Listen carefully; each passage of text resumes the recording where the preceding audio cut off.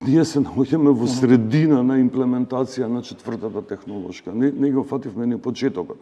Ако до пред 2 години, за да илустрираме исто така која е динамиката, имаше умствен надпревар помеѓу така наречените акцелерионисти, односно забрзувачи, кои се залагаат за побрзо имплементирање на вештачка интелигенција, и катастрофичари, оние кои предупредуваат дека може да настанат големи потреси, ако не и уништување на човештвото од една напредна вештачка интелигенција.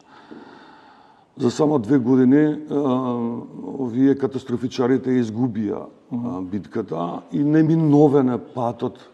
Постои ултрабрза трка помеѓу компаниите кој прв ќе дојде до, сега имаме вештачка интелигенција, кој ќе дојде до генерална вештачка интелигенција.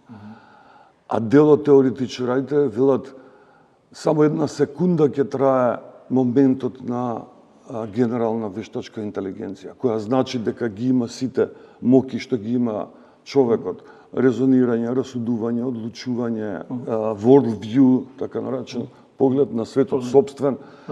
И во таа 1 секунда, која ќе ги достигне тие моки, ќе се случи супер вештачка интелигенција.